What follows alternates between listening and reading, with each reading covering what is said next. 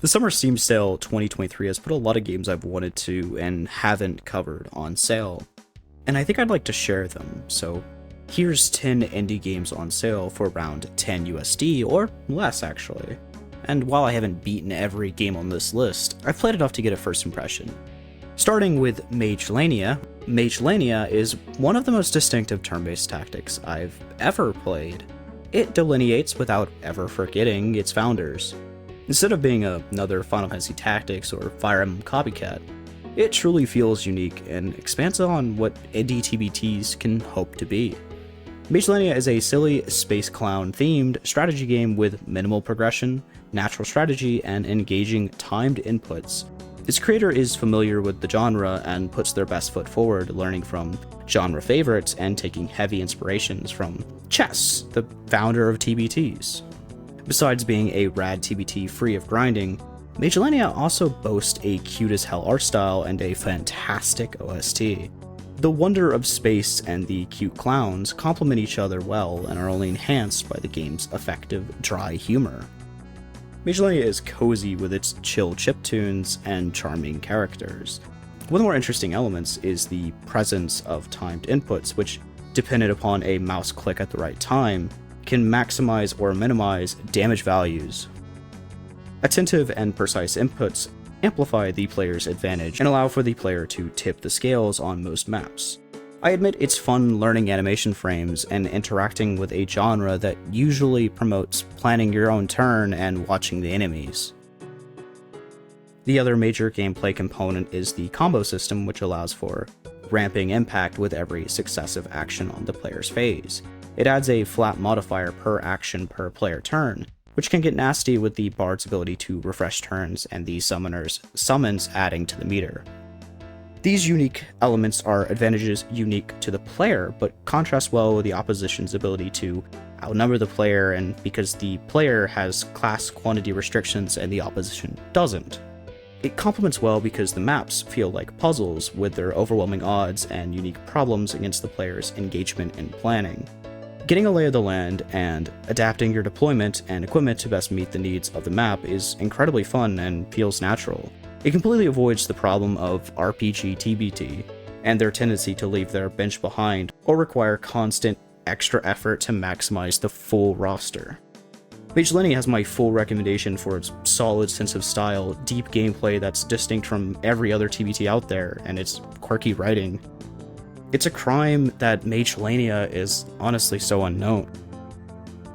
And up next is Rad Codex's Horizon's Gate. And Rad Codex is a developer I've been keeping a close eye on for a while because of Horizon's Gate and their other TBT titles. There's a strong sense this developer wants to reimagine old ideas in a modern-day indie format. Horizon's Gate is the reimagination of Uncharted Waters, which has been left behind by the industry, honestly.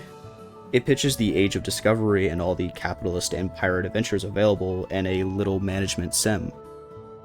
It does all of this with beautiful pixel art and chipper tunes. It's a definite vibe, and one of the few games capitalizing on one of my favorite settings, the high seas at the peak of human exploration. Horizon's Gate's conflicts take place in two places, on land and at sea, one using ship types to facilitate ranged sea monster and seafaring battles, while at land there's a dense class-based battle system akin to FFTs. There's a lot of customization in equipment, classes, subclasses, passives, and party composition. Which is further reinforced by the setting. Conflict is by battle, but progression is by trade and exploration. There's so many points of interest hiding entire dungeons or secret artifacts to add to the player's collection. The player can generate funds selling these artifacts, or selling cartography information, or ferrying goods between ports, which thankfully automatically generates profit based on distance, so it isn't needlessly complicated. I'm not memorizing an entire stock market to profit. And once enough funds are acquired, the player can even build their own port and begin aligning and supporting a faction of their choice. It honestly feels like there's always something new to discover. Take for example the little gems available on certain islands. Beating these gems can provide a new class or unique weapons, and are a fun challenge for the mid and late game. Horizon's Gate and the look mechanic add to it all as well, because every item, enemy, class, and even random objects can be codexed, one of Rad Codex's better additions. I really love pulling up wikis and games and just seeing all the definitions and item descriptions. It's a great addition to a game about exploration and discovery. And all in all, Horizon's Gate's a very cozy game. It isn't stressful, and the majority of the game, aside from the beginning and ending, is centered around non-linear exploration. There's no obligation, instead there's just plenty to do and find, and it makes the most of its time period, which I deeply love. Despite its look, the game boasted 40 plus hours from my friend Ben and I'm still in my own playthrough. Plus, Rad's new game is coming out sometime in 2023 this year, so it's a perfect time to sample their style. On to One Step from Eden, and I hate the it's like X and Y comparison, but One Step from Eden can't really be described without it. It is best described as the love child of Mega Man Battle Network and Slay the Spire. It's as crazy as it sounds. It's a roguelike deck builder that's action occurs on a grid-based board divided into 2 parts. There's really not much like it because it is so genre-bending and blending. Like in Slay the Spire, there are characters with different niches and starting decks, there's cards and special equipment to gather, and routes to choose and plan around. These cards are complemented by the character's default ability, which can be a simple laser or even a parry. It's honestly pretty complex with all of its intricacies. The card types and unique interactions between them add to it. Even the goals of each encounter can be unique. There's the typical kill everything on the map maps, and the protect the medic maps, and avoid killing the chests but still eliminate everything else maps. There's a lot of variables present to spice it up. Alongside its gameplay, choices and setting are charms. Eden takes place in a post-apocalyptic world where people are still fighting and desperately searching for the safe haven Eden after a cataclysmic war. It's got a nice post-apocalyptic science fantasy look that manages to avoid being too dour and is thankfully fairly saturated. One of his quirks is that every boss is a character that can be killed or spared for different benefits and eventually unlocked. It's pretty interesting with its subtle theming through player's choice and character's dialogue. These characters are all unlockable and playable as mentioned. They have unlockable costumes, alternate starting decks, and abilities. They're pretty robust with their depth and number of characters available. For example, Saffron's alt kit can freeze time shortly, and one of her alt skins is Crosscode's protagonist, which is honestly cute as hell. But I do want to warn that as cool and cute as it looks, it's a wonderful game, but it's also very difficult. Some of the later bosses are so frustrating that I started planning and pathing to fight them as soon as possible as difficulty scales with distance to Eden. It's honestly daunting and demands attention and practice to master, which I know isn't for everyone. But overall, I think it's a phenomenal roguelike that has gone a bit overlooked. It has PvP and co-op features, and I think it's getting a standalone PvP game eventually. But regardless, I heavily recommend it to any action fans looking for a little challenge in this unique-ass game. Mini Healer's next, and it's a small, almost arcadey-like imitation of what it feels to heal in an MMO. The game revolves around healing a party and killing bosses. The player can sample each boss's kit before battle and measure what they'll need. They can equip talents and spells and even equip gear on the healer. The moment-to-moment play is occupied by keeping the party alive, starting with the tank, then themselves, and then the 2 DPS, the ranger and the berserker, but even that isn't always consistent. Each boss has its own challenges and gimmicks and requires responsive and adaptive play. The healer can dispel debuffs and negate buffs, while also being able to position for unique mechanics, say, standing in a fire or ice-resistant party-wide buff circle, and juggling when to stand in based on what the enemy is casting, all while also trying to keep the party alive.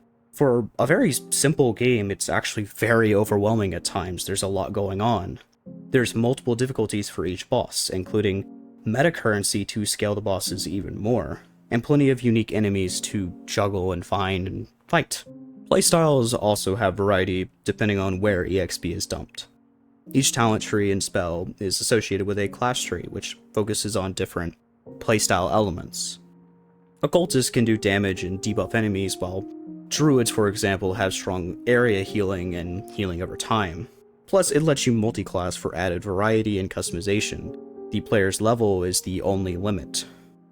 Not to mention, I get a very solid retro vibe alongside its tight premise and play, and I love the retro pixel art on display.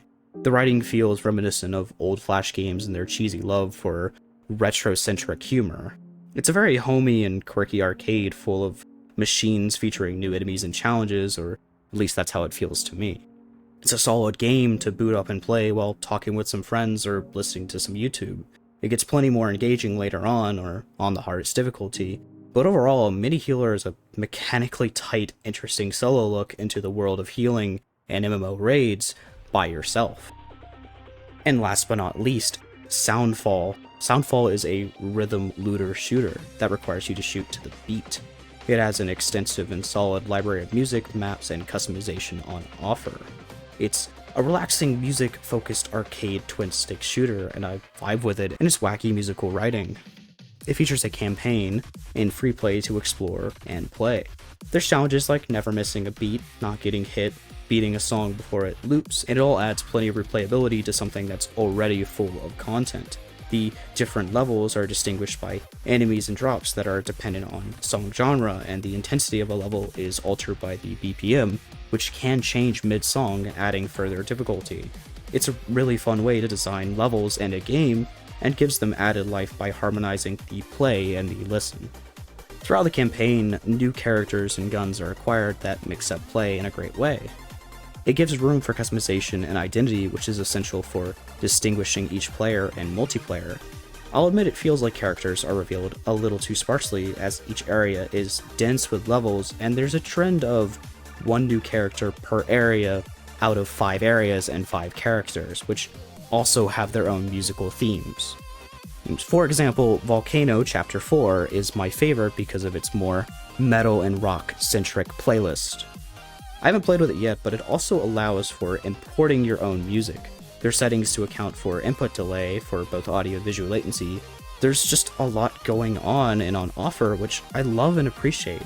But I will say that it can feel a bit stiff. If you've got rhythm, I bet it's an easy adjustment, but I'm always losing my beat, which can punish the player by having their gun effectively jam, which can be frustrating. And the only other major issue I have with it is that I don't like all kinds of music. The campaign had some low points, but overall it was fun keeping rhythm and killing enemies with a variety of guns, characters, and songs to keep it feeling distinct. And all that being said, I think any casual twin-stick fan or hardcore musical rhythm nerd will probably love this game. And I know this is not the kind of video I normally do, but I wanted something a bit more casual before I press on. I don't always cover every game I beat, and that reality is going to get more real with time. I like giving little shoutouts like this to games I want to talk about, but cannot meaningfully do in a video, or do yet in a video. I plan on doing more little groups of videos, like maybe a top 5 indie casual games you've never heard of, or something similar with NDVNs, but we'll see. For now, expect more of the same with some casual game reviews, occasional video essay game topics, and the rare emotional something akin to the last video. Speaking of, thank you so much for the support with Signalis. It was very difficult to publish, and I'm surprised how well it's been reacted to. It'll sadly be some time before I make anything like it, and I'd like to contrast the tone of it when I do. But I at least promise that something's in the works that hopefully will be a lot happier. And last but not least, thank you for watching, and I hope you have a wonderful rest of your summer with some wonderful and, at the moment, very cheap games.